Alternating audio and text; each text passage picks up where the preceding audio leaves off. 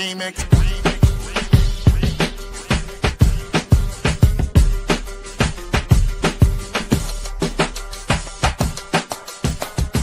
Remix. Remix. Remix.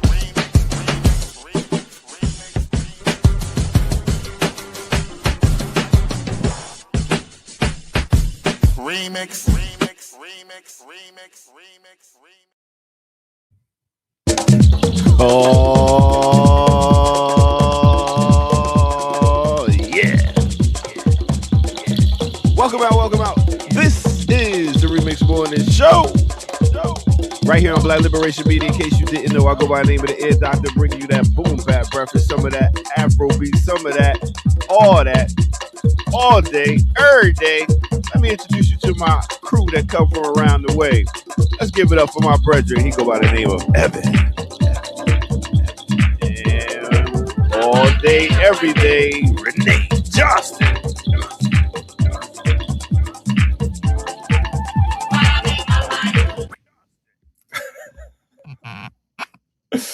What's goody, my people? I feel like you gave me a pump fake because I definitely thought you were about to introduce Renee first. I did. It's a remix. You never know. It always gets remixed every morning. Never know what hosts are going to be on, all that. Welcome out, y'all. That's what we do. Good morning. Good morning. You looking good, Evan. You are looking the same, Renee. So for like a second, I was like, what would happen if when I start putting my camera back on, if and when? But school's about to start. And so, I'm in the car for like the first 30 minutes.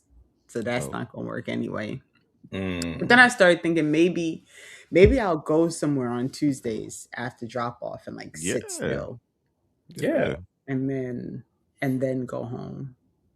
But I got to figure out the whole like letting the dog out before we leave for school. And so where you can go sit down and not get harassed. Yeah, right. Being able to say whatever you want to say, like the comfort of your home. Right. You'll make it happen. So what went on this weekend, y'all? Tell me, son. I need some stories. Renee. Go ahead, Evan. Okay. My weekend was good. It was busy. Let me see. Actually, last week we did our Black August session. And it was MXGM hosted that one, and it was on Long Live the Man-Child, Jonathan Jackson, and the Revolutionary Potential of Black Youth. So it was really cool to just learn more about Jonathan Jackson. I know for myself, like I often hear about him really mostly around the Marin County courthouse rebellion, but it was dope to just humanize him, right? And like remember that he was a kid, and just like go through his story, right? And I think there's like the misconception that he was, an accelerationist or not thinking through what he did, when in actuality he had tried really every means to free his brother George, and he would often get like I don't know, ridicule is the right word, but like people, his peers would not understand, right? Like understand is how they were always like, oh, you're too wrapped up in George's case. And he was like, what would you do if it was your brother? And yeah, man, it's just like very powerful to hear about him and his story and humanize him.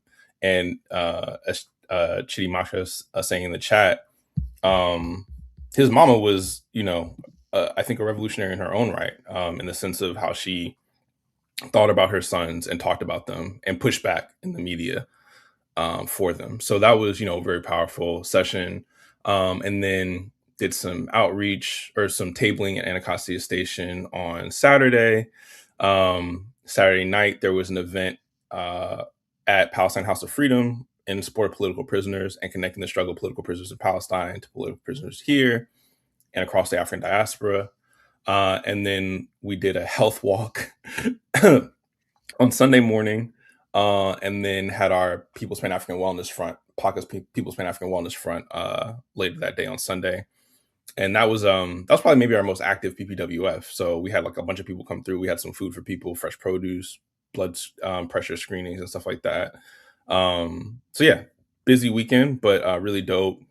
And really dope to talk to people in the community and like to hear that they are recognizing, PACA as an organization, for instance, right? And like that's y'all do that thing up there, or like kind of like making connections. So when we're out, or like when we're tabling in other moments. So yeah, so that was dope. Busy, but yeah, good weekend. Does your partner like to do all this stuff? I mean, it's not like a whole weekend of organizing stuff around the same people. It was. So I had some, had a family event where we spent some time together on Saturday evening. And she actually got to go. I was jealous because she got to go train. She got to go to the gym and do a self-defense class I would have loved to go do, but jealous? Organized. Evan, jealous don't look good on you. Jealous, but like I want to I want to go train with her, but gotta serve the people, So right. She appreciates the work, of course. But she's also like, can we just go to a movie already? That's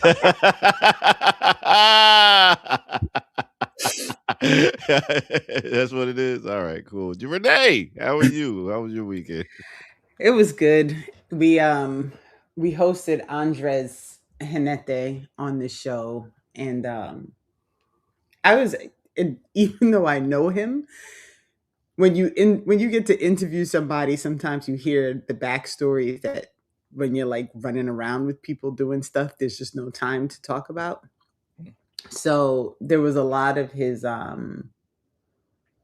his work that led to him making the decision to run for Congress that I just didn't know about. So that was really cool. And then I always appreciate people who don't pretend like they know everything.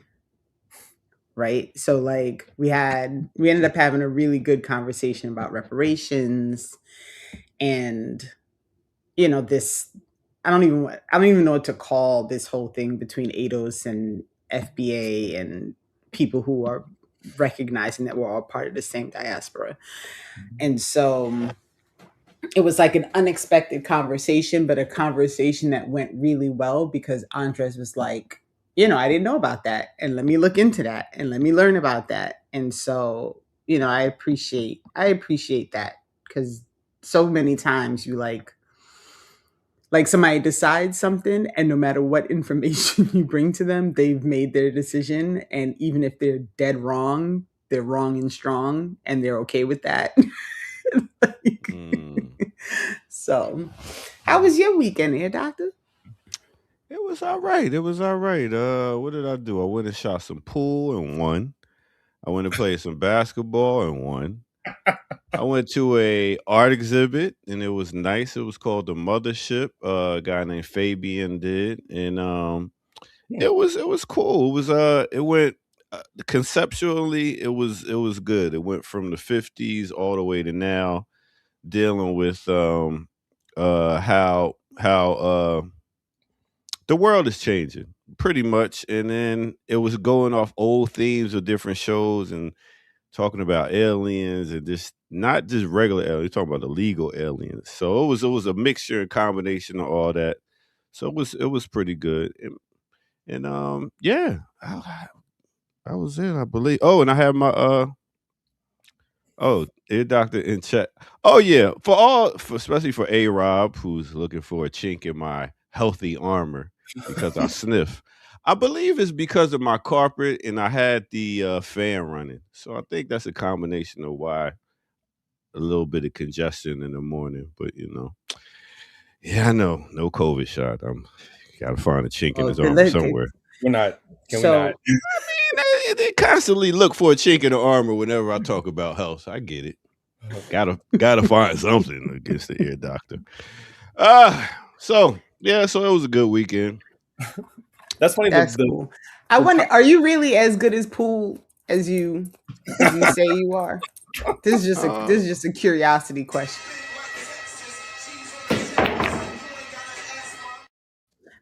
You gotta ask, Mom. I just want to make it clear that one shot is not like confirmation. He just throws up one clip. He's like, "Yeah, look, Right, because I'm like knowing how to aim They see so my that you can basketball pop your commercial. ball over the ball in front of Listen, it. Like I did a it's basketball commercial. I've done a football commercial, and they all wonder, yo, how do you? Yes, I'm good. I'm good at sports. I'm good at things.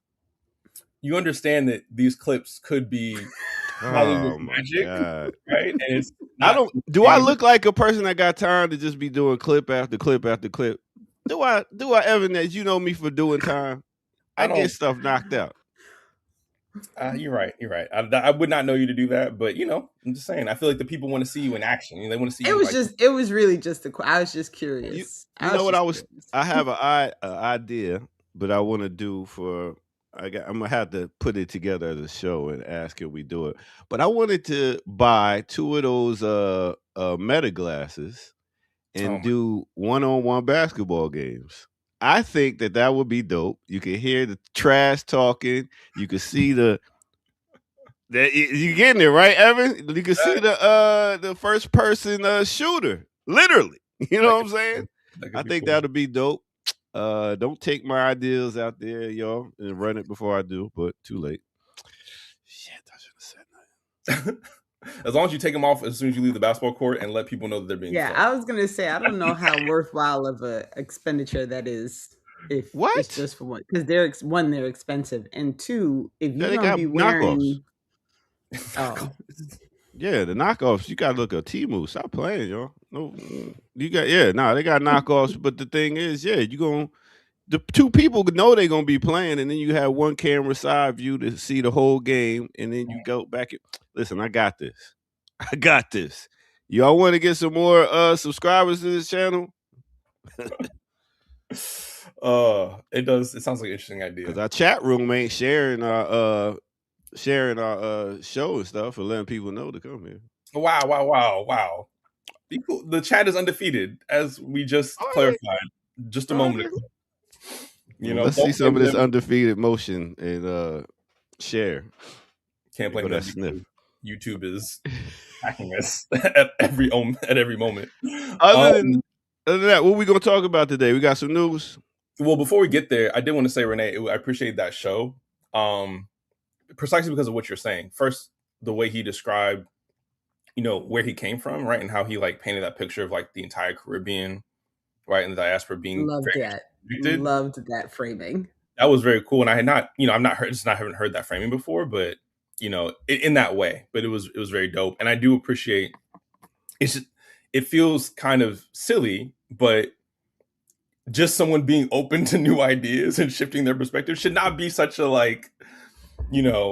It shouldn't be surprising, but it is, right, especially for a politician, right, who is up there kind of giving their line and not, the typical politicians that we see, the corporate politicians that we see they can't move an inch, right? So to see somebody having a human interaction and be like, oh yeah, I didn't know that, having humility and being willing to change their perspective, especially a politician, shouldn't be, a surprise, but, shout out to him for being that way. So, and he's clearly in the community, the way he talked about, people and the people he interacts with. So it was dope to hear, but, did want to give him that shout out.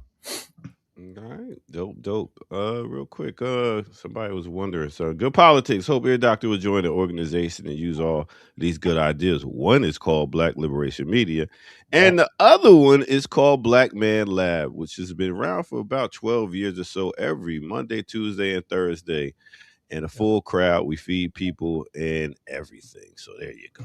Now you got some knowledge of self. What was the last thing y'all did for Black Men Lab? I feel like I haven't heard you talk about. We have different topics and bring in different people every Monday, Tuesday, and Thursday. So it's constant. It's nothing, it's nothing to brag about. You know what I'm saying? We just do it. We put it in the work. I mean, what else you need to talk about? Yeah.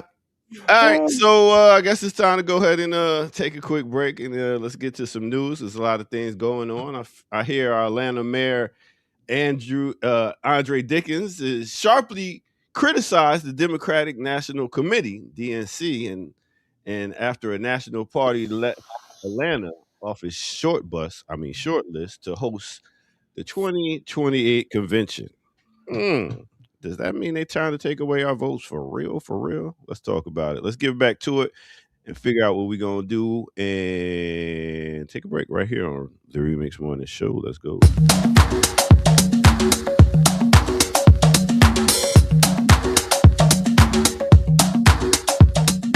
What's good, everybody? Welcome out to the Remix Morning Show. I'm the Ear Doctor. Thank y'all for tuning in. Hit that like button. What other buttons are there? Boy, I need some more coffee.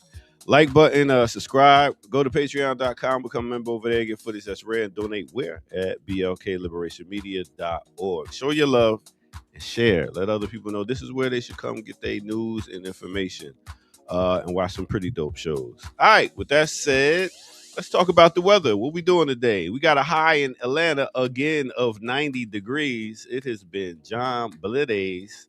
I'm a little bit dark skinned from playing basketball. DC, I was about to say the DNC again. DC got a high 84 degrees. Chicago, 77. Houston, 98. Aruba, yes, Aruba, 88. Why not? Angola, I never talk about Angola. They not too hot. They got a high of 71. And I tell you who else is not too hot. The people that still going to Target to buy stuff. Why did I mention Target? Well, Target figured that this would be a good Halloween costume. Target basically has pulled a children's Halloween costume from its online store and issued an apology after facing intense social media backlash. Critics denounced the item for its striking resemblance to racist blackface and Jim Crow era characters. I can't make this shit up. And it was titled "Kids Glow Under Black Light Circus Clown." Y'all still going to Target though. All right, with that said, let's get up out of here and get back to the Remix Morning Show. Let's go.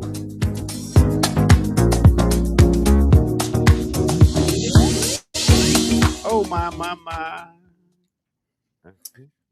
That costume was wild. Yo, that's a man tan. That's junior man tan all day. I was like, really, Target? Like, who sits in these rooms? A bunch of white people. That's just it. But also, my golly, that's it. It's not that obviously that's racist, right? But sometimes I wonder, at least in this instance, I'm like, is the racism so embedded? You know what I mean? In their subconscious and in their active consciousness, right? That they don't even like get it, you know, or like it's just they're on autopilot, so to speak, right? I don't know. It's racist either way, but sometimes I wonder. Sometimes I wonder. There's probably one black person in there, or you know, to say yes or to make them feel comfortable, but they just want their job. They was like, you know what? Sure, go ahead, yo. Yeah. And I think they put a black kid in the costume. I think small. I mean, I guess on the upside, it wasn't a white kid in blackface. Maybe they were trying. And I did see a post. What's funny is I saw a post of somebody talking about that, and it was a black woman. I guess she does like political. I don't know if she does political content. I don't know if that's true, but she was talking about this incident, and she said that's why y'all losing money, and y'all gonna keep losing money. And then I thought back to Renee's show, and I was like, and that's not why they lose. I was like, why they're losing money? They're still racist, but that's just not why they're losing money. Right. Mm-hmm. So is that their class, as Dre says? Target's customer base is middle class and above so-called white women, but let the folk tell that we are the ones funding That's Target. Accurate. That's accurate. Mm-hmm. Black people make up like 7 to 9% of Target's profit margin. They don't care about black people. I guess I'm really spoiled by being here in Atlanta because it's black everywhere. So I mean, there's black people walking around everywhere, but they're not controlling the means of production anywhere. So, you know, you could say that the internal colony is like the most apparent in places like Atlanta or places like DC, right? Where we have black representation, black leadership, right? But as Renee said, the same white people capital still owns everything in the means of production, right? So just a step behind. You know what I mean? Like, or even literally, right? Like you have the black mayor, and then a white governor, right? Like a step, a step behind Atlanta's. Well, it looked like it might not be too far. We got a black governor too, and yeah, I mean, you just go right. Keisha Lance Bottoms might be the next, So I mean, and she can go up there and treat black people the same way she treated them when she was mayor, which is not very well. I think it's gonna be better than the other guy, Kemp. I would rather have her than him. I ain't gonna hold you. I'd rather have neither. Yeah. Oh, me too. But if we gotta have one, you rather have a black cop to deal with or a white cop to deal with sometimes. And I think sometimes the black cops are worse, boo. That's what I was just about to say. Sometimes it's the black cops that have something to prove, right? Like we know this dynamic, right? Like, I mean, I'm sorry, and I'm really asking the question because I do not remember when the elder priest who was killed during a stop. Yes, that was a black was cop. that not a black cop? It was. Okay. Well, I'm just going off my encounters. Of my encounters, yeah, white cops been the worst, and the black cops been all right. They ain't really been like on no extra shit. And that's because I'm in Wakanda, so I'm spoiled. So I can't talk for everybody else. And that's just what it is. But let's go ahead and hit this map and see what we can get into right here on the What It In The Remix Morning Show.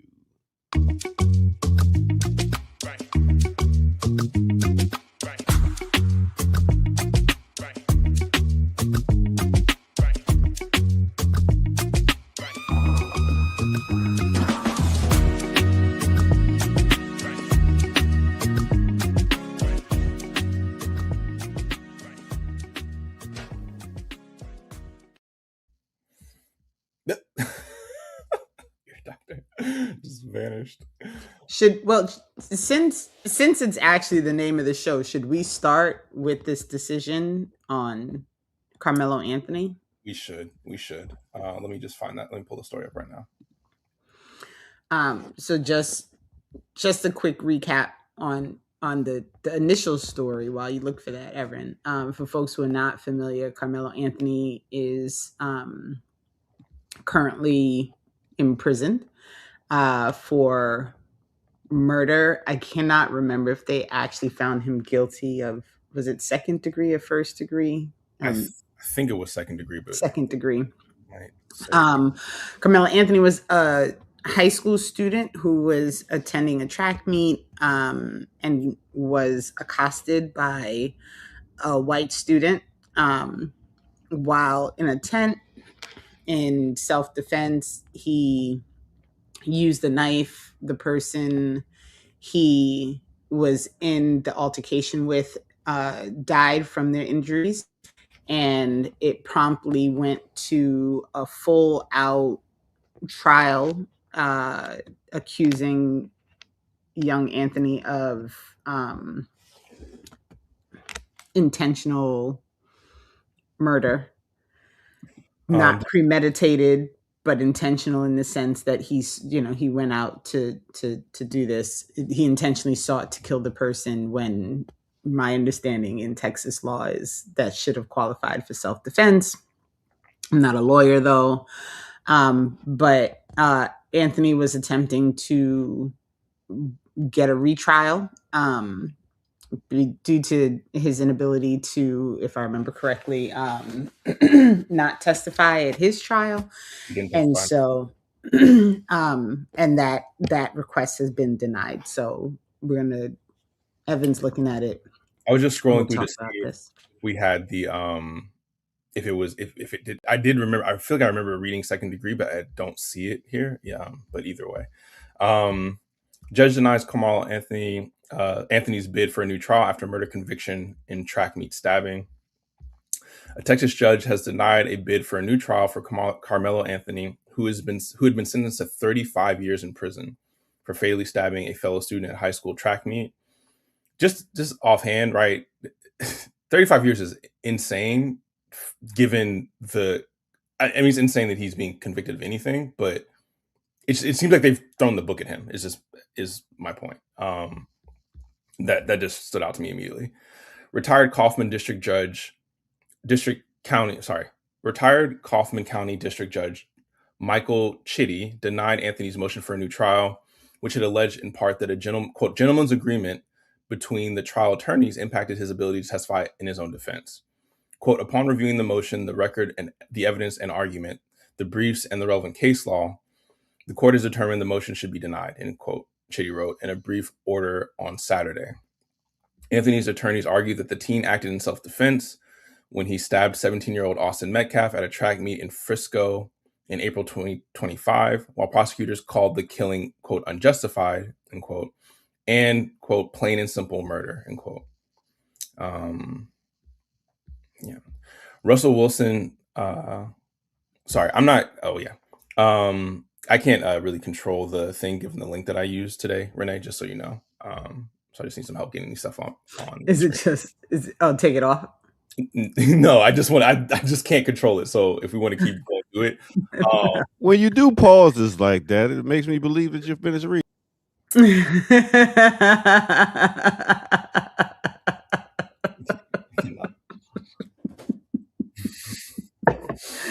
So that's Ear Doctor being controlling from yes. Producing or controlling? Controlling. Russell Wilson, an appellate lawyer for Anthony, said in a statement Saturday that the legal team will continue an appeal in the Fifth Court of Appeals and, quote, pursue every legal remedy available to our client. We believe the issues raised in our motion are substantial and deserve meaningful appellate review. The denial of our motion does not end this case, he said in a statement. Our commitment to our client has not changed. We will continue to advocate vigorously on his behalf through every lawful avenue available. In a statement, Collin County District Attorney Greg Willis said, we respect and expected the court's decision denying the motion for a new trial.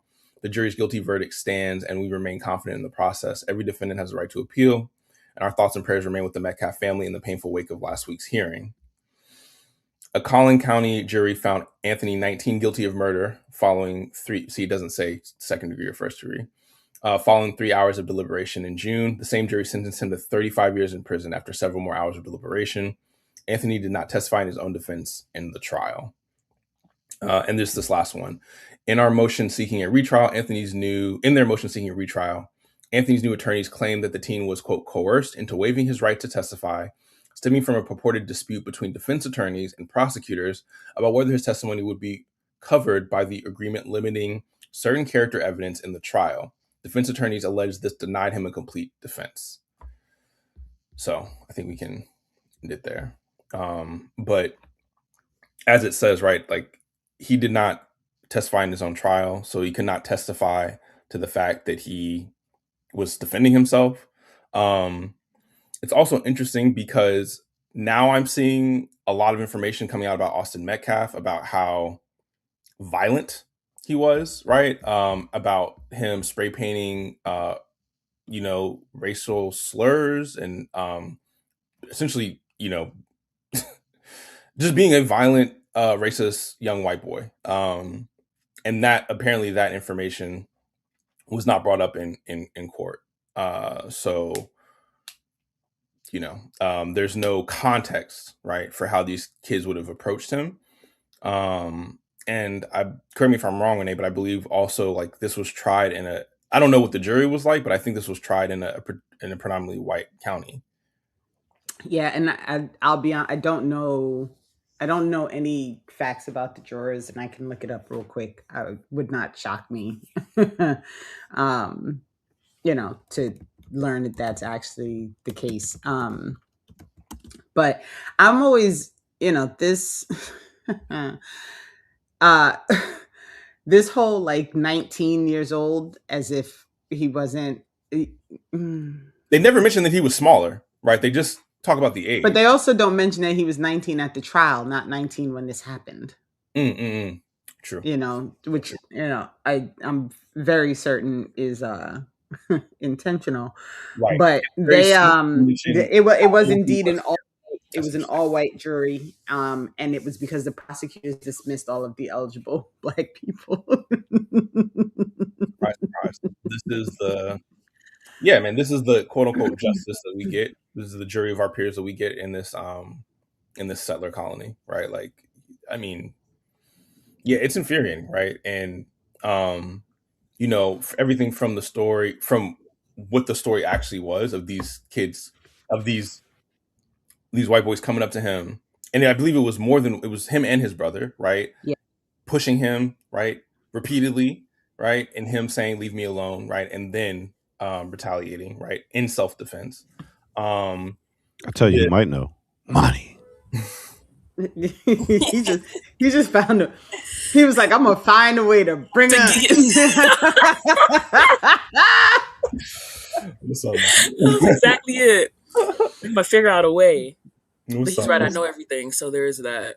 He wasn't wrong. I There you go. can't. I like the hair, Monty. Look at you. And I just retwisted the front yesterday, so we lucky here. I had to touch up the perimeter a little bit. Touch up the perimeter. I'm dead. Look, for people who don't know, that is good. for people who don't know, that is the trick. You just do the edges, and then you pull it back, and then people don't know. They don't know what's going on. They don't know. Because typically your edges are, even when your hair is fully healthy, they're just a little bit shorter than the rest of your hair, so it's easy for that to slip out. And then it's also, that's just the front of your hair, so you do that and they look fresh now. There you go. But did you want to jump in on this Carmelo Anthony situation? Actually, Evan said what I was going to say, or wait, one of y'all said it about the fact that no one talks about that homeboy had, like, what is it, like 20 pounds on him or something, maybe a little bit more. Yes. Like, it was significant. Like, that's like, I mean, like, seriously, like, that's like me rolling up on somebody smaller, and it's like, Iman, you're clearly got an advantage here. Like, and then also I don't know if you guys mentioned this, because I was wiping my face when you guys first started talking about this, but about the fact that they just completely didn't allow the video, like, to be, or they only used, it was either they didn't like allow it at all, or they only showed a small amount of it.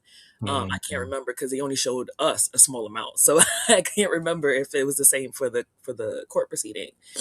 But like, the video very much kind of illustrates like him being like on the defense, right?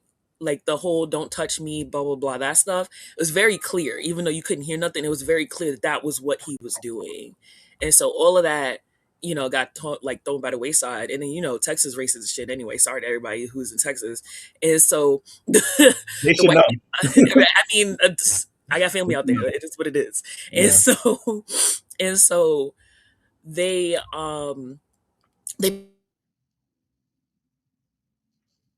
I think it's freezing for me. Okay. She started sniffing and things went out of order. Oh wait, there we go.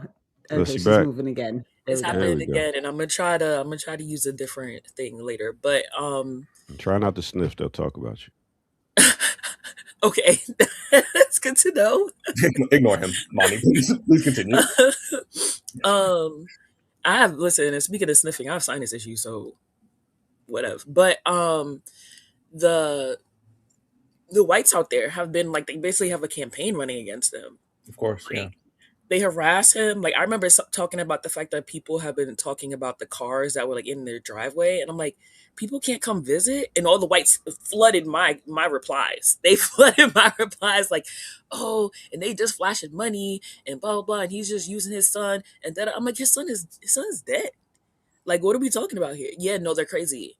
You mention it, and some people, I mean, I don't know if there's more than 5 people from Texas who follow me at all. And somehow them crazy whites, the clans, they found their way to my mentions every time I bring something up. Yeah, that's. I can't bring this up, but I don't know if Renee, you see this from Toe Jam 21. They were much bigger than Carmelo, 6'2", 220, 6'2", 220 versus 5'8", 170, 180. That's crazy. I'm not even 220 anymore. Like, I'm not even 220. That's horrifying if someone 220 rolled up on me. It's yeah, man. It's just, and I think this is part of it, right? Like, there's all of the rigging that happened with the case, right? Which we're clear about. As Renee said, right, there's the way in which they are narrating this, right? So they always will mention his current age, right? And they'll mention Austin Metcalf's age when he was, when he died. right, and ignore the fact, right, that this kid was also younger, right? So it creates this perception, right, that he was older. Yep. He's older, more responsible, and he killed this younger kid, right? Never mentioned the size difference, right? Which is significant. Like, I don't Significance. think like 50 pounds on some, like, even a professional fighter, right? Like, there are weight classes for a reason. For a reason. 50 pounds matters, right? So, and there was two of them. So, you know, and as I said, this kid had a history of violence, right? That was not admitted into the case. So, from top to bottom, right? It was a sham.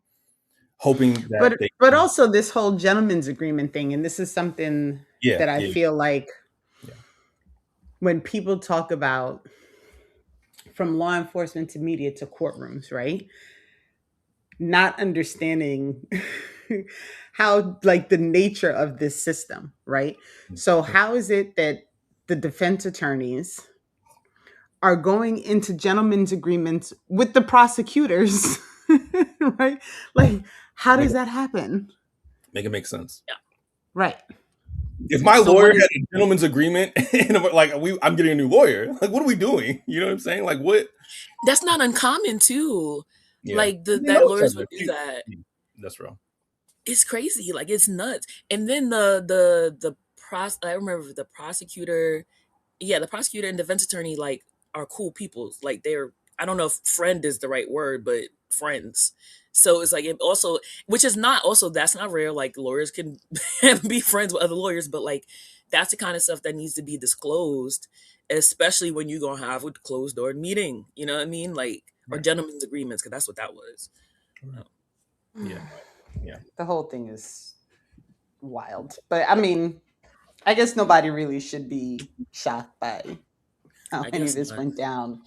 No one should be shocked by the very short written decision, which to me, whenever I hear like judges wrote short decisions that were concise and whatever, always tells me that they went into it already knowing what their decision was going to be. Yes. And so they wrote what they wrote. Sorry. Chitty is asking if we can explain what a gentleman's agreement between lawyers is. So it's not clarified in the story for what it's worth. Well, no, but this is how it works. So all of these attorneys, especially in smaller towns, sometimes in bigger towns, I don't even want to say it's about size, they all know each other. They all know it exactly. Right? So they will have a conversation. This is also how plea deals get struck. Like, none of this happens in the courtroom. These are all things that happen outside of the courtroom. And so essentially, Carmelo Anthony's attorneys sat with the prosecutors and they made an agreement about what was going to happen and what was not going to happen during trial. Now, what's unclear is how much of this Anthony was aware of going into trial, but according to the articles, he was coerced essentially into not testifying. Right. And the reason that he was coerced into not testifying is because his attorneys agreed with the prosecutors to not allow him to testify, which is literally illegal. Like, you're supposed to be able to testify on your own behalf at trial. And so it really is exactly what a gentleman's agreement is. Like, they had a conversation. It was outside of the courtroom. It had likely nothing to do with Carmelo Anthony, and the way his trial proceeded was bound by those agreements. And so, I hope that makes sense. Well, and that might be Chitty asking for other people, but we'll see. But yeah, and just to add on to that, right? Because ACAB, True Crime, and the Bull City Vanguard, if you can pull up those two comments, I can't even star them. But there was essentially, to my understanding, there was a concern that the prosecution would not honor that agreement if he took the stand and would ask him about his previous history. Apparently, as we said, Austin had this history of racial bullying and of violence. Apparently, Carmelo Anthony also had a history. There's apparently he allegedly stalked his ex-girlfriend. Right. So like and this is the thing, right? I reject out of hand this idea of like a perfect victim, right? Like, I'm not trying to entertain that, right? They both had histories, right? And those should be brought up in the context of what actually happened, which was Austin and I believe his brother approaching and then attacking this kid and then him defending himself. So whatever you want to say about what his history was, right? We can bring both of those to the table, but just because someone has made mistakes in the past, right, or done other things, it does not mean that they get to be railroaded, right, by this judicial system. And let's be clear that if he were white, right, like none of this would matter, right? It only matters because he was black, right? It only matters that, so yeah, I just want to I want to acknowledge the fact, right, that they both had, histories, right? That could have been brought to bear, right? But that needs to be put in the context of like what actually happened, right? And yeah, man, like rejecting this idea of a perfect victim. At the end of the day, Carmelo Anthony was like attacked and he would defend himself, right? And yeah, and that gentleman's agreement hindered him, right, because he was not able to testify in his own defense. But also, I'm curious, like, so I mean, the trial is a sham from the beginning if he's Right. not actually being judged by a jury of his peers. So we'll put that out there because that's always the claim, right? Like, you get to go before a jury, which okay, sure, but also claims of stalking an ex-girlfriend don't really, align with what happened in that tennis court, at that track meet. Sure. But I think like racial violence and being a racist would actually impact what happened during the altercation. So I mean, just common sense stuff, but Yeah. All right, let's keep this train going. I was wondering, so since I did bring this story up, I was wondering what kind of impact this has and why the good old mayor of Atlanta is so mad. Like I said before, Andre Dickens sharply criticized the DNC after the National Party left Atlanta off its shortlist to host the 2028 convention. Does this mean that I mean, I get it that they're not going to come to the town and that could bring some money, but is it because they're trying to cut off the southern vote or black vote or what is They it? don't like niggas no more. Let me say something. No more? When did they? They only liked us as long as they could, scrounge up some votes, right? And first of all, they know, and that's not. I'm giving you the silliest reason possible, but like, Go ahead.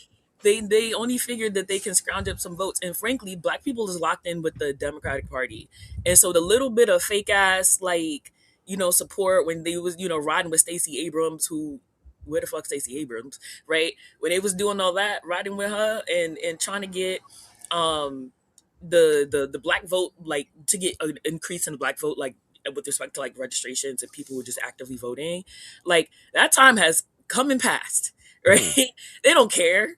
They don't care. They've been taking advantage of their black voter like base for a long time now, and it's crazy because I'm seeing voters say that now. Like there've been like some pieces where they're like, they're taking us for granted, but like, who the fuck else they gonna vote for? Like black people's locked in right now, and I hate that that's the case, but it's the case, and so they don't really got to, because all they have to do is say we're not them, right? Like we're not them motherfuckers. Remember Project 2025, and like that's all they need to do. And they want to like dig in other areas. It's probably somebody who, some donors or whatever other fucking Klansmen, Democratic Klansmen bullshit they doing. But yeah, they like Atlanta. We don't need y'all no more. No more showing up at churches. Yeah, I wasn't hip to this story before you brought it up, your doctor, but to me it's very much in line with like how the Democratic Party is moving, including DSA candidates, which are just funneling people into the Democratic Party. The way these people are talking about woke one, quote unquote, and disparaging, not first off, right, ignoring the fact that they rode in on this wave, right, that the people like AOC and Mamdani literally were elected because of the 2020 uprisings and because of that pushback and because of them speaking to these issues. Now they have the nerve to turn around and talk about woke one was crazy, right? And this is, I mean, this is to Mani's point, like this is similar, like the DNC is jettisoning all of that, right, to try to kind of run to the middle, So I'm not surprised that they would do this, right? To the right, they done passed the middle. Would you say, Monty? They already in the right. They done passed the middle a long time ago. That's facts, right? And I never want to, like the Black misleadership class can get into it with the white ruling class, right? And that can still have nothing to benefit the Black working class masses, right? You see what I'm saying? So like, even if it was in Atlanta, you know what I'm saying? It's not going to benefit working class people in Atlanta. They're probably going to get displaced, right? Yep. Or unhoused people are going to get displaced, right? There's going to be more police enforcement, right? At the end of the day, it's probably a good thing because people are not going to get criminalized in the same way. Exactly. There's not going to be much police, pressure on people to clear things out so that they can, have this nice little DNC convention. But the way it is narrated, right, in the actual mainstream media will be, right, that, there's this conflict and they don't care about Black people as if they ever did, right? And it won't be contextualized in this wider shift, continual shift to the right of jettisoning all the DEI and woke and all of these things that they want to and defund, right? And all these things that they want to pretend like they don't, that they never had any relationship to, even though they were elected on those waves, right? So yeah, they're looking at doing it in Boston, Denver, and Philadelphia instead of Boston. any As long as they don't go to Philly, because that's worse than going to Atlanta. Don't go to Philly. Why would you say that? Because it's a lot of mixed race up there. Yeah, that's true.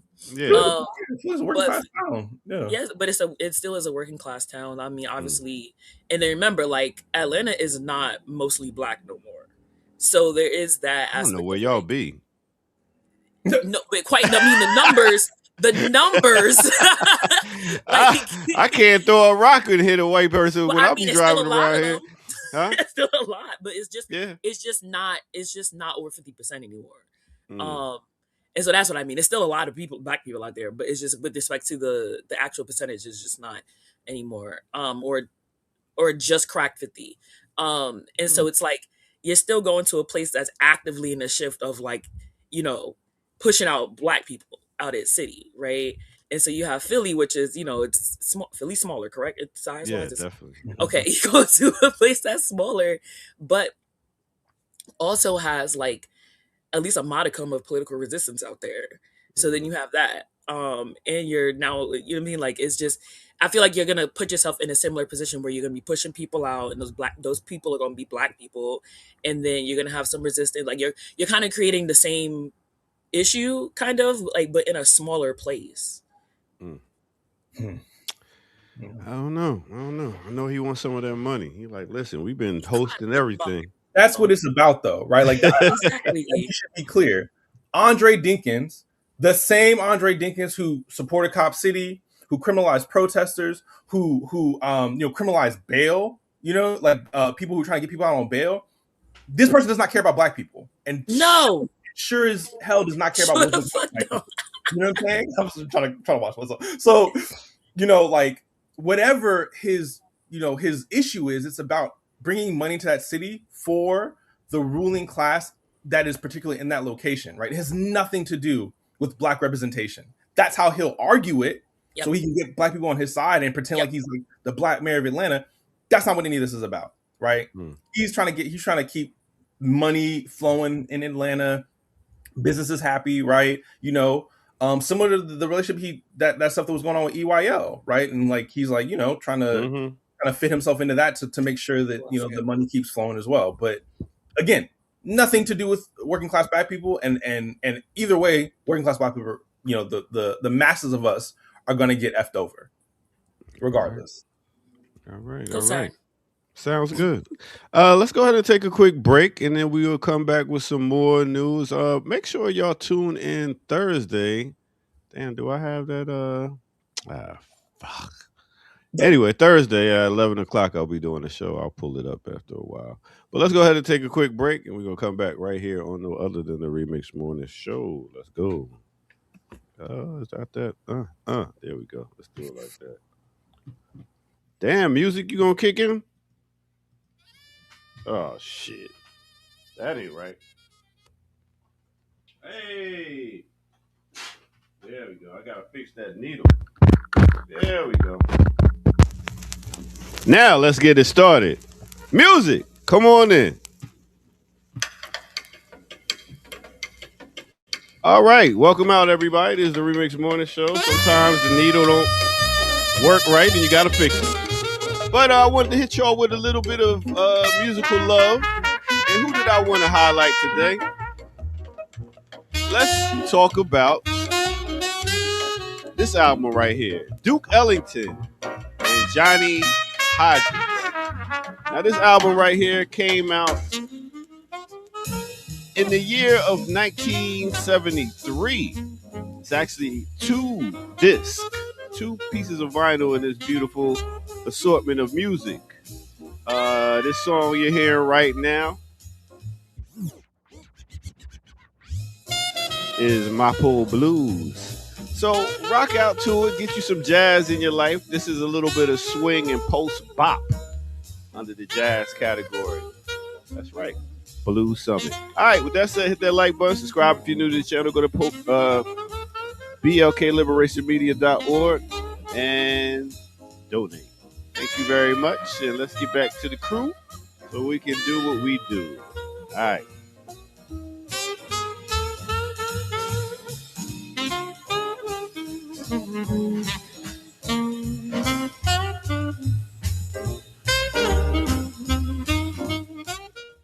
Some more than jazz. Here, doctor. Man, that needle was messed up. I had to take it out and spit in it and then put the anyway. It's working now. That was a lot. Crazy. Detail. Did not need to say all that. Just wanted to clarify because we always want to make sure that we're giving accurate information. Philadelphia is larger by city limits but Atlanta has a larger metropolitan area. Philly has about 1.57 million people inside the city. Atlanta has about 500,000 inside the city. So Philly is like has about three times more people living directly in the city. But the metro areas, Atlanta is slightly larger. So just want to be clear about that. Yeah, and the little right outside of Atlanta is mad black people. We talking about Riverdale, Stockbridge, McDonough. Exactly the point. Right outside Atlanta. Unfortunately, they're being pushed out. Mm-hmm. Oh yeah. I don't live in there no more. I'm down here in the Jonesboro, Riverdale, Fayetteville. Fayetteville. I'm out here in Clayco with my girl Lotto. Anyway. Not Lotto. Oh, yeah, I fucks with Lotto. Oh my goodness. He's so random.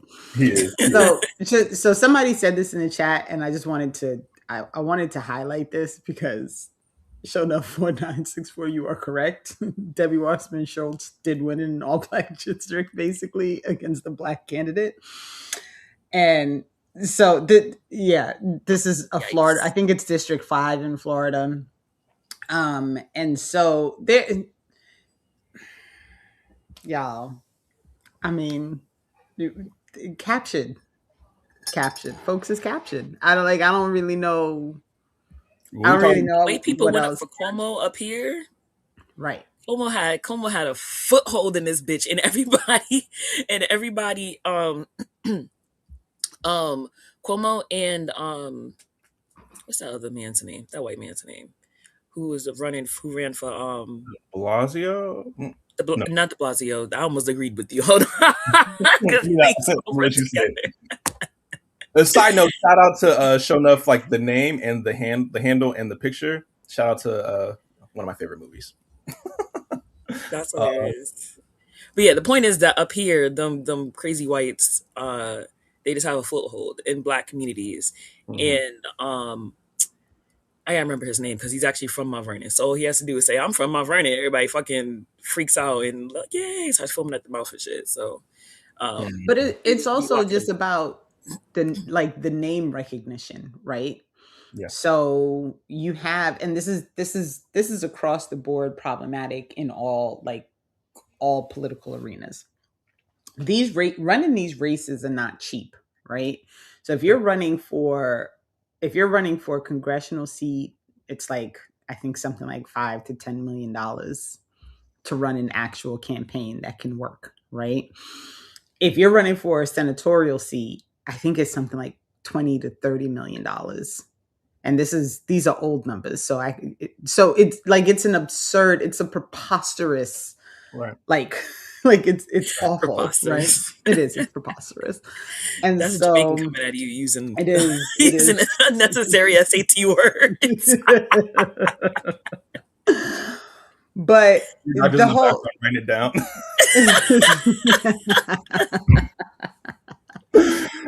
So, you have all of these things working at once, but at the same time, what you have is a candidate. Wasserman Schultz has been in her seat. I don't even know how long now at this point. And so people just recognize the name. Right. So even when someone is running against the recognized incumbent, it's a rough thing. It's a rough thing to fight against. So I wasn't shocked that Wasserman Schultz won in a Black district, because unfortunately voters go out and they just check the box for the person whose name they recognize. And when you're running in a campaign against an incumbent who's fully supported by the Democratic Party, that's who gets the ads, that's who gets the money. She's fully supported by AIPAC. She's an Israeli diehard, like all of the things. And so this is what happens. Yeah. George Latimer, by the way, is who I was yes. George Latimer. Latimer Yes, unseated yes. Jamal Bowman, and which is a whole nother thing. Mhm. And people were gladly voting for that man. If you go around and ask a Black person who they're gonna vote for, they were gonna say George Latimer over the Negro. Yeah. And so you know what I mean? So he just had a foothold already in Westchester. Already had the foothold. And it was easy to just like run a really just finance campaign against Bowman. Right. The incumbent has the advantage that all the money that's put into the race, right? They're at an advantage. And our politics are captured, right? When we talk about being internally colonized, our politics are captured, our economics are captured, right? All of our culture is captured, right? So it's not, surprising that Black communities would not just not be aware, maybe, or would just kind But of. the thing is that Bowman was the incumbent. That is how hard they ran against him. Oh, that's a good point. Yeah, that was the crazy part. Like, that's how much like effort. I mean, everyone says, oh, the Zionists are heavy in their city. The Zionists are heavy in Westchester, right? Like heavier than the other people who say it's heavy, right? Like, right? A lot of the Zionists in New York City are actually Westchester Zionists, right? People don't realize that they got a home in Mamaroneck or whatever the fuck else, right? And so it was real easy to just like bulldoze his ass out of there. Yeah, and did he? And just real quick on top of that, and this is my issue also with Cori Bush, right? They were wishy-washy, so you couldn't even pull the support of people who were really like, I just want you to do the right thing, because they had proven to be wishy-washy. And so like, what do you like? You can't win if you're wishy-washy and like sometimes trying to pretend like you're doing like real things. That's not going to work in your favor, right? And so and we've seen it repeatedly, right? Like the Black, or Black Democratic candidate will try to, move like verbally, move to the right, eventually, or be wishy-washy, right? And it never helps them, right? Like, you might as well stand on something, right? And get that kind of support. And as we see, when people do stand on it, right, they get a lot of support, even when they don't mean it, right? And going back to people like Mamdani and AOC, right? So like, they don't mean it. I'm not saying that these people are, them verbally saying that they'll stand on something and not doing it versus not saying they will and not doing it is, these are very much, these are either side of the same coin, right? But to Renee's point, these people move to the right and they don't even like they're not even quote unquote rewarded for that, right? They're punished for that because people would just like, why not just go get the right candidate? You know what I mean? Like, why am I going to bother with you being wishy-washy when I can just go get the full on, Zionist that I would like? So yeah, it's whack.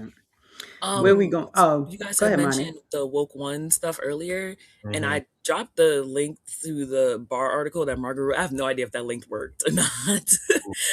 So You drop. Where'd you drop it? A little earlier, right It before was the in the break. main chat though, wasn't it? Yeah, in the main chat. Oh. But I just wanted to show it to them, and I didn't know if the link worked because they don't show you that on this end of things. So, but she wrote a really good article on it. A lot of it was kind of what you guys were talking about, specifically with AOC, Yeah. and how like she basically just kind of failed out. I can actually drop it in our chat. I just got it. Oh, okay. It was funny. I was scrolling up and I saw.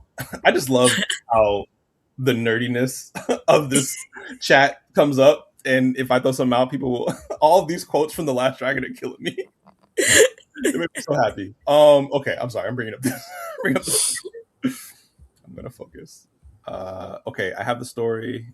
Here, doctor, please allow me to share. Oh, gracious producer. You want to read this one, Monty? First of all, the picture that she chose is just The glorious. picture is hilarious, man. This Like, is, I didn't pick that one; she did. this is. Yo, shout out to Margaret Kim, because sometimes the pettiness comes through. The pettiness came through when she was talking about that Iran political prisoner letter that those people wrote. Yeah. Pettiness. Oh, Margaret, you find the pettiness in there? If y'all don't follow Margaret on Twitter, Oh, you missing out. don't, but I believe it. She be sneak dissing, and I appreciate that. Okay. Continue. Now, let me tell you something. At least on Twitter, she don't sneak this. She'll call you out your fucking name. I believe it. She's funny, man. All right. So should I do? Let me see how long this is. Yeah, it's I don't know if there's a place you want to. I'll skip because there's a part where like she's doing like an interview and stuff. I'll skip that part. This bad boy. So it's good that there are now plenty of young people who like the idea of socialism, but if they don't really know what socialism is, they don't know what capitalists will do to resist it. Mm-hmm. And in what happened? I was just saying, rest in power, Glenn Ford. Rest in power. Yeah. In analyzing the recent controversy over what Democratic Congresswoman Alexandria Ocasio-Cortez referred to as woke one, it is necessary to follow her political career as an example of how Democrats have joined in dismissing political demands made by Black people and political progressives as wokeness is disregarded. Known as AOC, Congresswoman Ocasio-Cortez is consistent in proving herself to be both unprincipled and shallow. She became... Sorry, See, you laugh. I wasn't going to laugh, and your laugh threw me off. I'm sorry. I love her. She became a political star in 2018 when she defeated a long-serving incumbent in the New York City congressional primary. The excitement of a progressive victory didn't last long when it was clear she didn't stand for anything except the fake image of being a leftist. When Ocasio-Cortez went to Congress in 2019, she sided with the Democratic Party establishment, supporting Nancy Pelosi as Speaker of the House. So long as Leader Pelosi remains the most progressive candidate for Speaker, she can count on my support. It's odd to see the word progressive connected in any way to then Speaker, but that is what one can expect even from leftist Democrats. And just to hop in, Monty, because I'm sure she probably brings this up, but there's the contradiction that is being stated here, right, around the wave that they came in on and relative to like the uprisings and all that other stuff. There's also the element of AOC unseated an incumbent, right? And now that they're in and they have their seat, they are not supporting the unseating of other incumbents, right? And this is specifically, Such a good point. I know it specifically happened, right, so they could get that some chair position, important chair position that they didn't get, right? So they sold out, did not get that, and have continued to kind of like, play their role, throughout, and now they're supporting. Also, the way they say leader is real weird, real creepy. But anyway, I'm glad you said that because like I've always felt the same way, and even reading it, I was like, ugh, it's weird.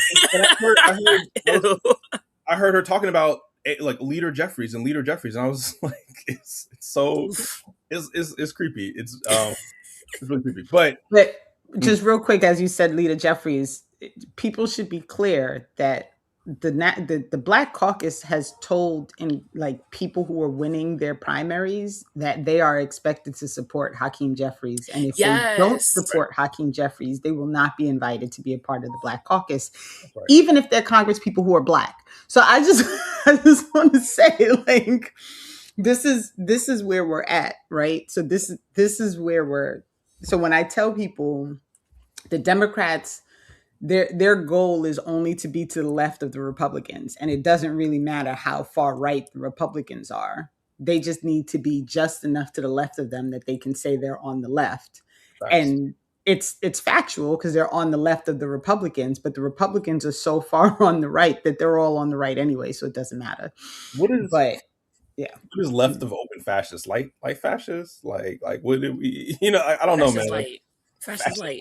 Fascist You ever seen the argument of like if one candidate is 100% fascist and another one is 99% fascist? Like, do you remember that? And people were like, "I'd vote for the 99% fascist." Fucking stupid ass bitches. And this is how the lesser of evil voting, lesser of evil mentality, which we now know is counterinsurgent. Shout out to Lars Shihai, right? Like it just leads you right down this road. You know what I'm saying? Like, so yeah, it's not surprising at all.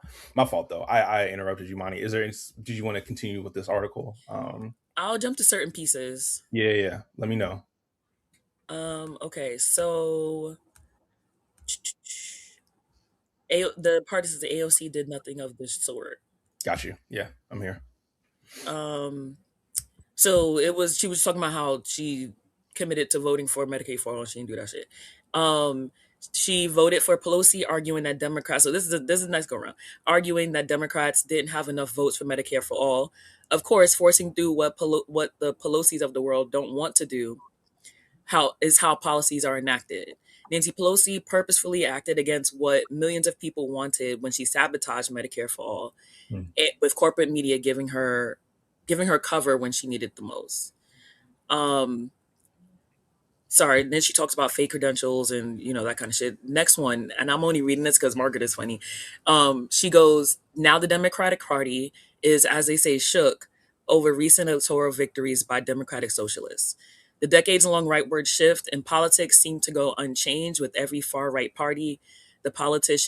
With one very far-right party, the Republicans, and the Democrats, who are only slightly more to the left. And despite now a long past history of providing some protection for the social safety net, can be described as center-right at best, with the occasional opportunists like AOC for show. Now, hold on, I want to get also, to Democratic Socialists are not socialists, just for the record, even though the DSA members don't even get that. They don't even understand what they're doing out there. I mean, at the end of the day, this is a political organization that is a mini Democratic Party, and they are funneling all this radical energy that does exist right back into the Democratic Party.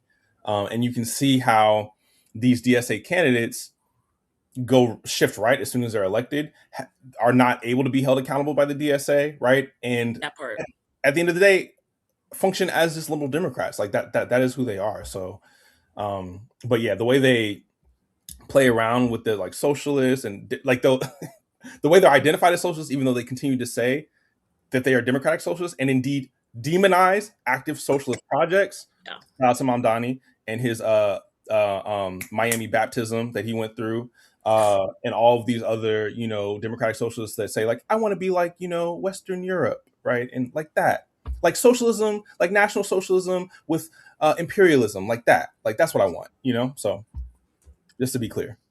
That's exactly it. That's exactly what they want. They don't want actual socialism. They just want stuff to be like, they want the imperialism to be really far removed from there. Yeah. And they want capitalism with a social safety net. That's what they want. Yes, right? That's all they want.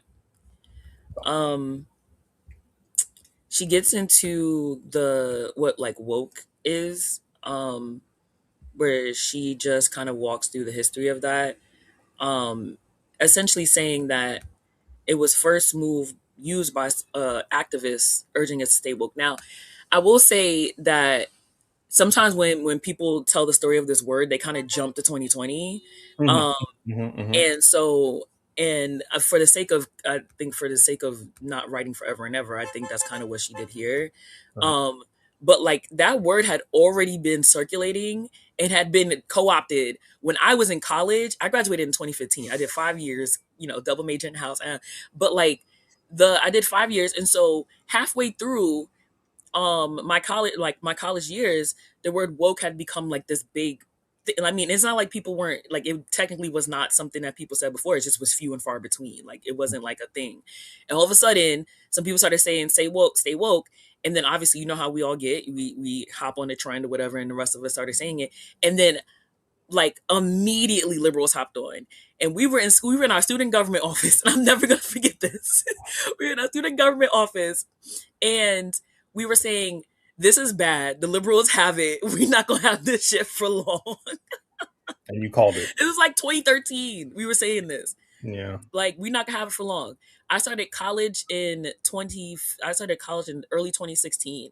That first semester. It had already gone off the rails by then. Why you be saying stuff and I just be feeling like an old person for reals?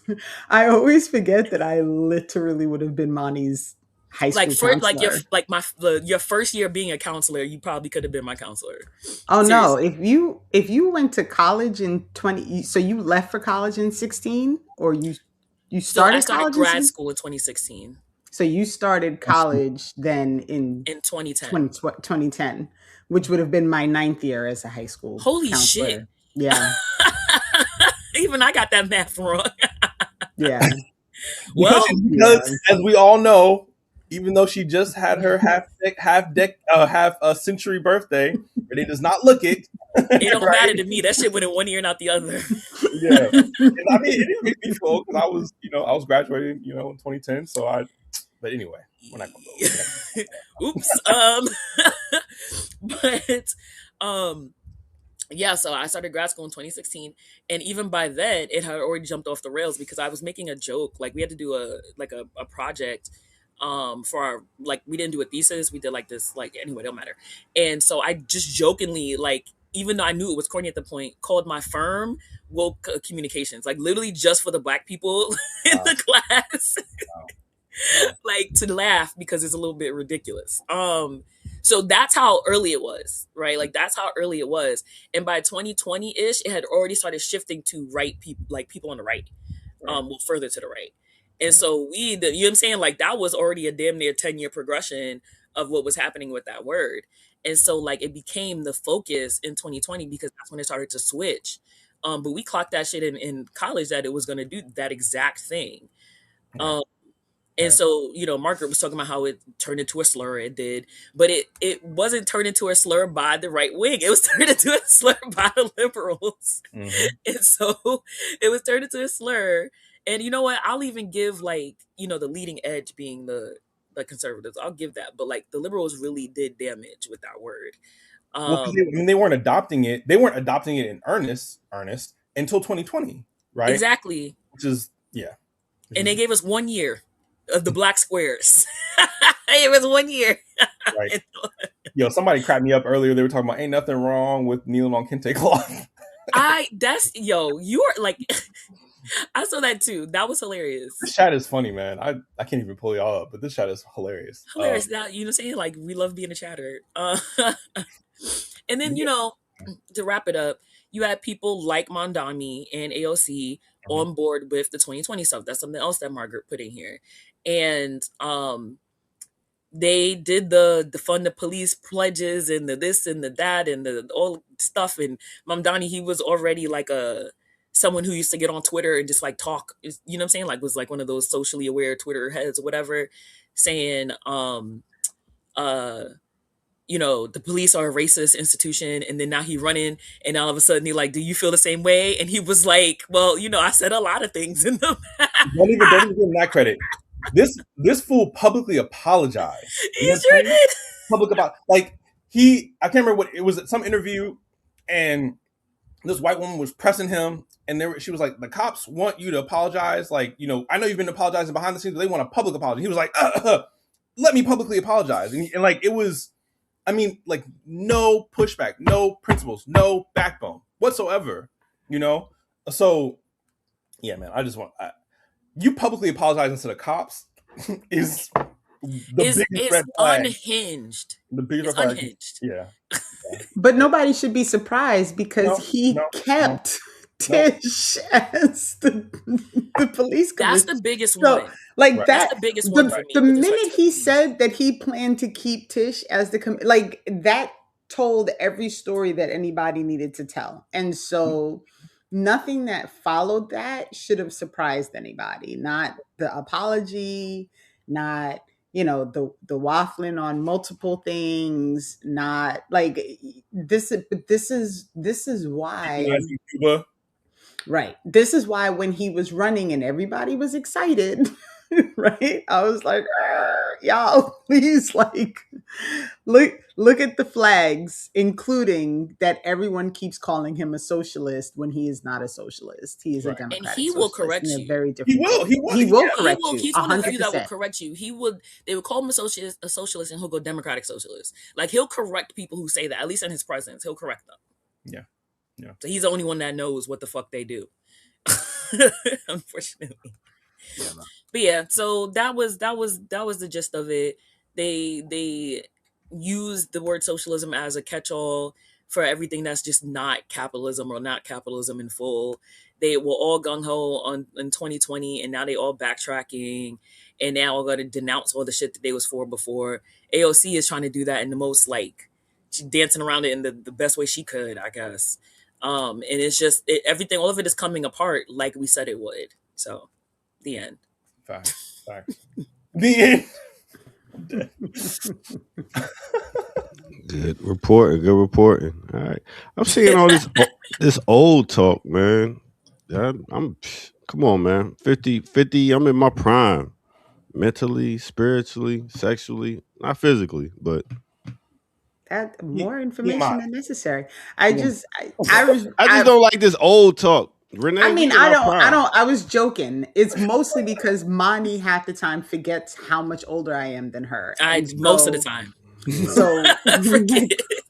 we have this consistent running joke. Like, I'll say something and Monty will be like, damn, I keep forgetting how much older you are.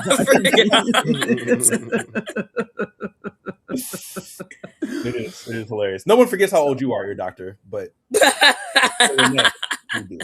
I mean, I hope not. I paraded. As soon as I get on the court, I let them young YNs know. Yeah, I'm 50. Be 51 in November. Holla at me. And I'm still killing y'all. Right. Don't let me, you know what I'm saying? Yeah. Nah, I let them know. Break up your ankles. I let them know y'all got an break your OG out here ankle. killing y'all right now. What y'all gonna do about it? Because they don't play no defense. And I'll be like, yo, y'all coming out here in flip-flops. Don't play no defense. I'm gonna wear y'all ass out. The game of street ball is real interesting now. I got a court right outside my window, and I'm like, what the fuck are y'all doing out there? Yo, it's terrible. Anyway, make sure y'all tune in on Thursday, as I was trying to show you. For speaking of fitness, I will be doing a Black August workout mix. So yeah, I'll be playing a bunch of songs that you can work out to. Black August, get your fast on, your workout, and read you a book. I hope y'all been reading books. Huh? So I'm gonna listen on my walk.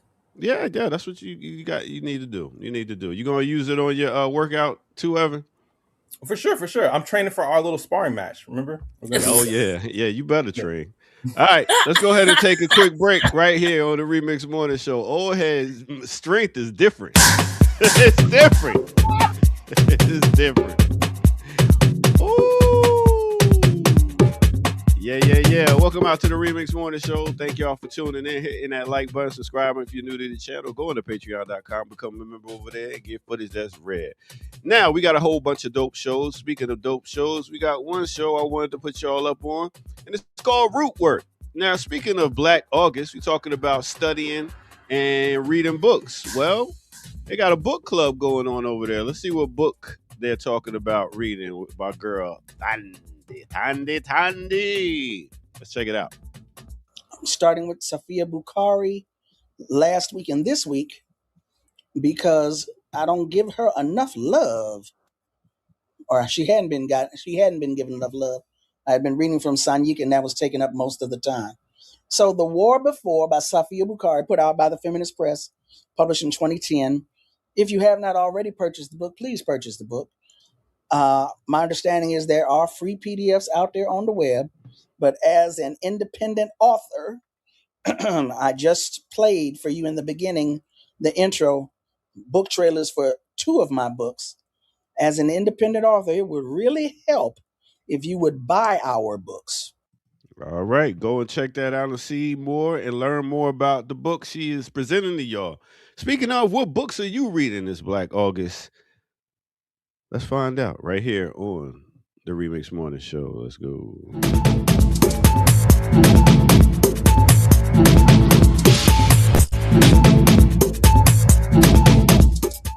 All right, Monty, what book keeps you up at night?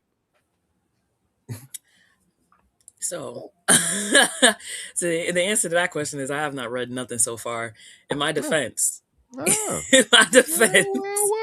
I spent 2 weeks in Cuba, and I'm exhausted now. We are here for the story. We are here for the story. So let us know how everything went. Also, glad you made it back safe and sound through. Glad you're back. Glad you made it back.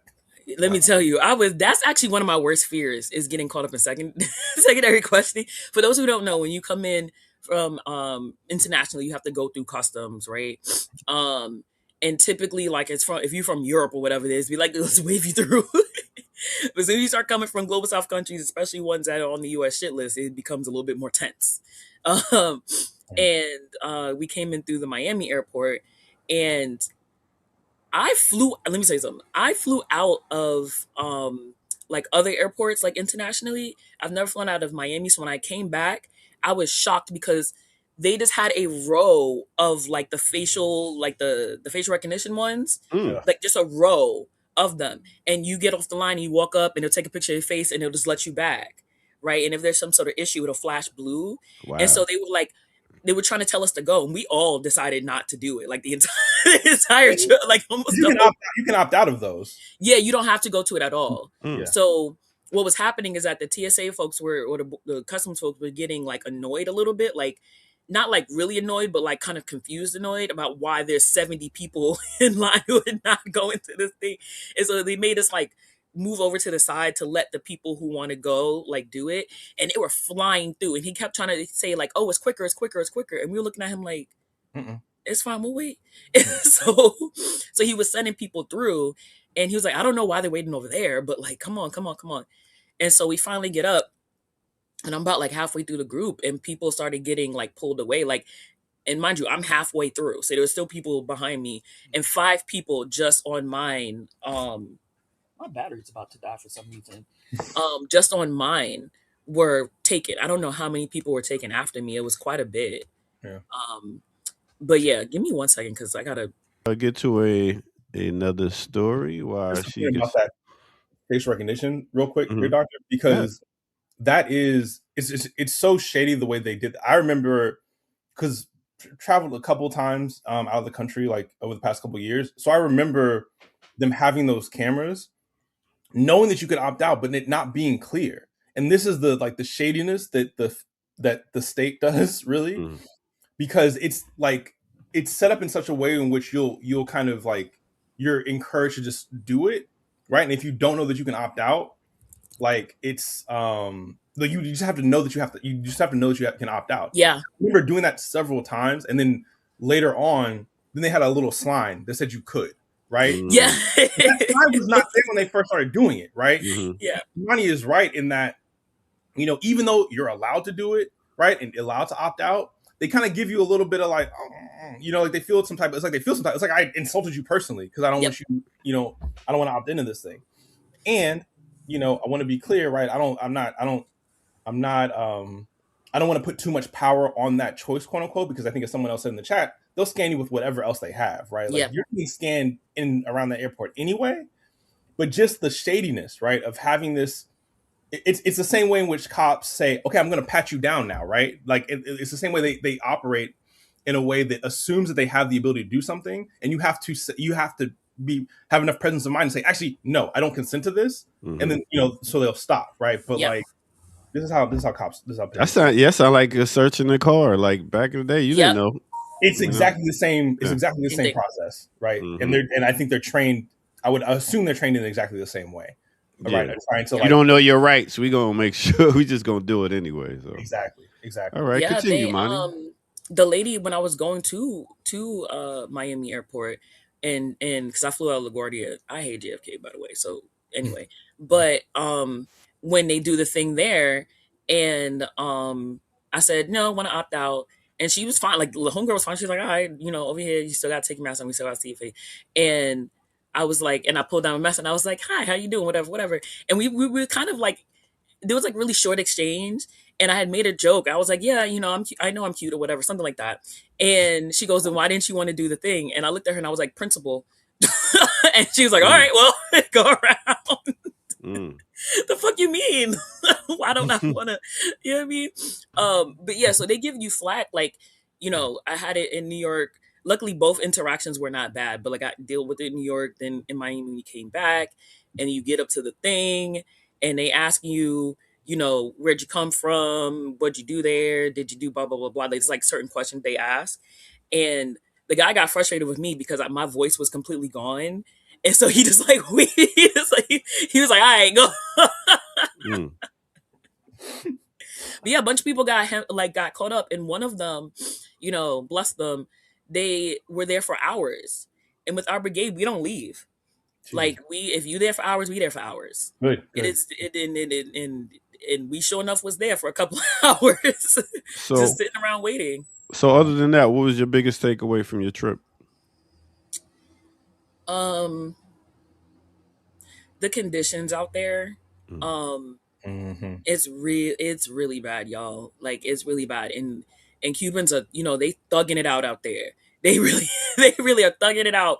I'm like, that's the power of a revolutionary project, because holy shit, there would have been, and Americans are not particularly like Americans will take a lot of shit. You know what I mean? Like Americans is not really about nothing, at least not right now.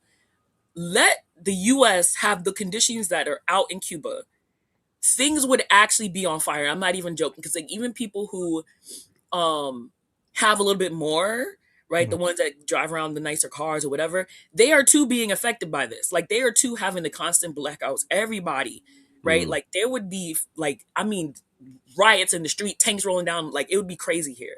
Like, so for example, we stayed somewhere that was like nicer. And the first, like we stepped, it was like, there's like a hotel basically.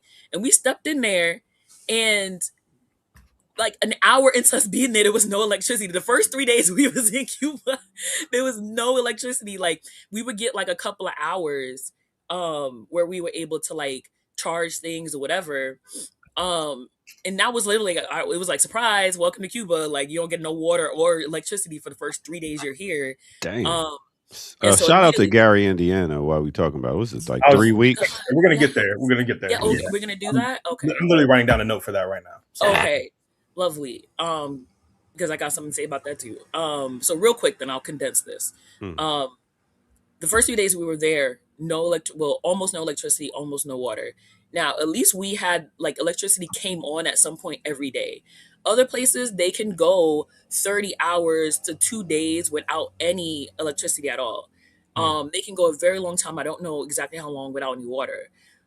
That was easily, I think one of the things that was for us like the hardest is the not having water, because water is pumped out using like the system they use to pump out the water is electric. So if the electricity is out, you don't got no fucking water either, or you have very limited water. So everyone there has solar panels. Like almost every house has solar panels. They got motorcycles with solar panels on top. Like in New York City where you have the person just kind of riding the bike with people sitting in the back. They have something similar, but it's a motorcycle in the front and there's people in the back and covered in solar panels. I mean, everywhere you look, you see those big cistern things on top of people's houses and solar panels everywhere. That's the only way people get by. And then those are only used for like certain things, because you can only do but so much with like a couple of solar panels. But yeah, we had limited access to water, and then obviously being from the U.S. and we had some people from Canada, we also couldn't drink the water out there. So like I wanted, and like I'm not exaggerating this, like 90% of our trip, we had 78 people, 90% of them got sick, like everybody except me, right? And I don't know how I made it out of there without getting sick. Everybody got sick at one point or another. You can't like look at the water out there and not get sick. Like no ice cubes, don't brush your teeth with the water, none of it. And that was like one of the most devastating things for me, because I'm like, obviously when you go to a different country, you got to be careful because you don't know what, exists. But like, even for them, the water was not great, right? They can't purify the water, right?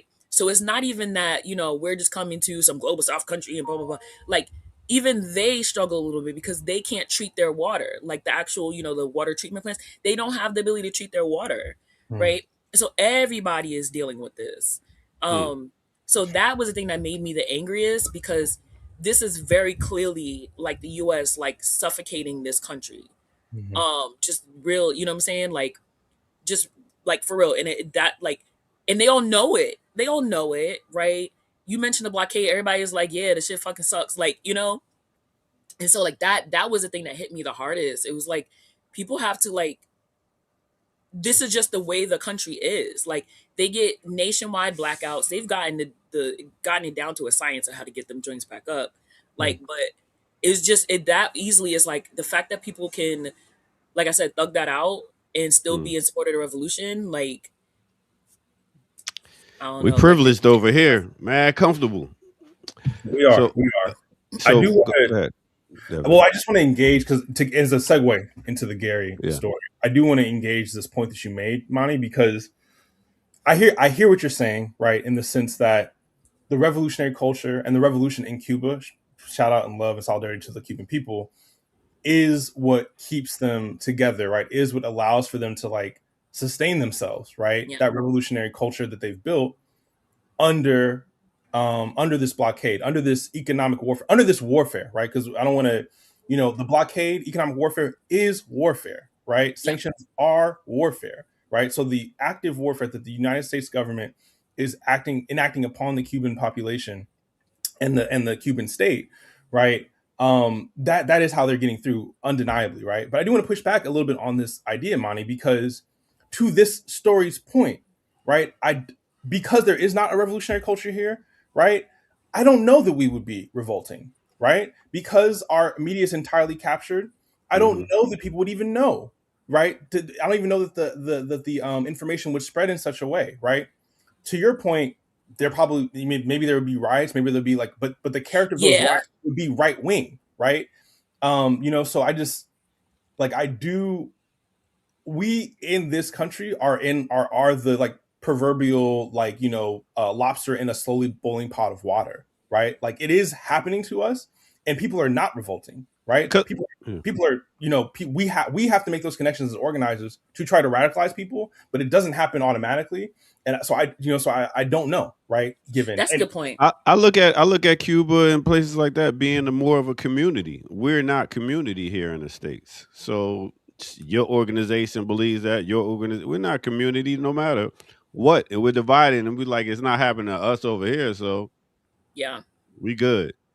And even when it does happen to us, like even when it does happen to a population, we are so propagandized to think that, well, yeah, but like I don't want to be over there. It's so great. It's gonna be worse, right? I can still pull my way out of this. The Democrats are still gonna come to my rescue, right? Like there is still this propaganda that people have to come out of, right? So that's a good point.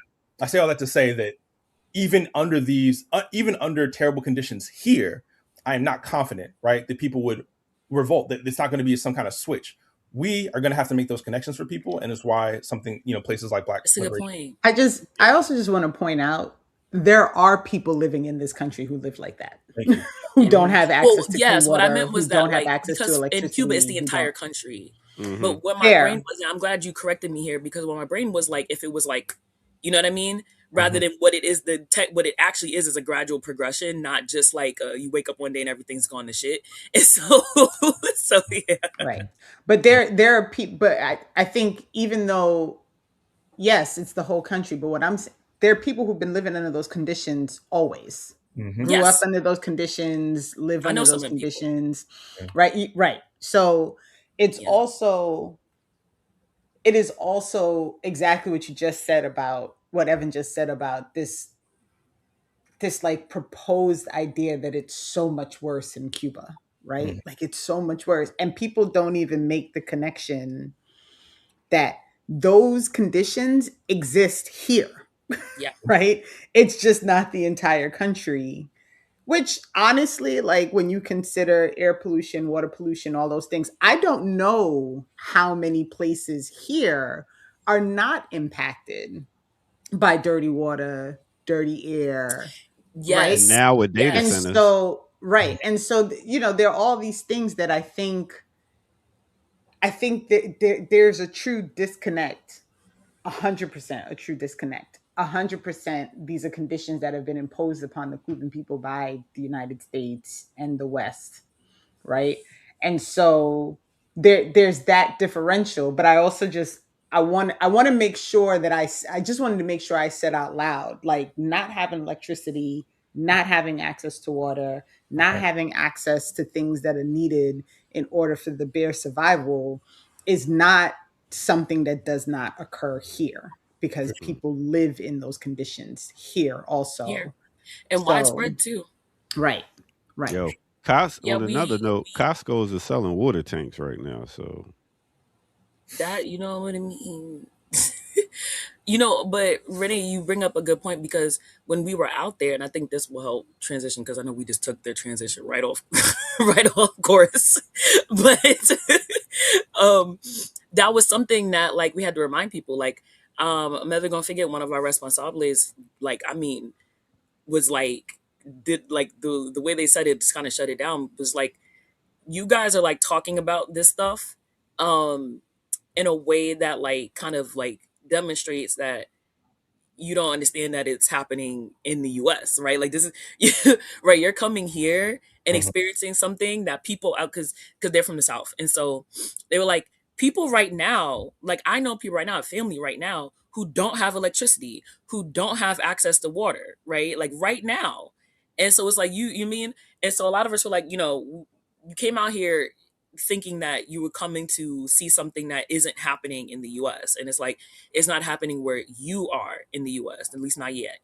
Um, and so, and now, just like literally a week later, everyone is starting to find out because it's been happening for over a week about what's happening in Gary, Indiana. That shit started when we was in Cuba when when our responsibility was making that point. Mhm. So Yeah, for sure, for sure. Ear doctor, can you give me permission? oh yeah, I got you. So this is the story we were trying to get to. It was a long transition, Monty. It was a long transition, but it still works. still made its way. Boy, oh, go ahead. Gary residents have been without power for 12 days. Here's how you can help. From celebrity-led food and supply giveaways to Chicago businesses and utility workers pitching in, a growing network is helping Gary residents weather the prolonged outage. You'll see nowhere here federal government. I I know you got food influencers like Keith Lee going out there helping. It's like, why do we always got to save ourselves? Go ahead. I want to, yeah, just that's going to come back, but I just wanted to highlight that early. As thousands of Gary, Indiana residents remain without power nearly 2 weeks after a deadly storm tore through Northwest Indiana, a growing network of nonprofits, businesses, and public figures is stepping in with food supplies, money, and other help. Not the federal government.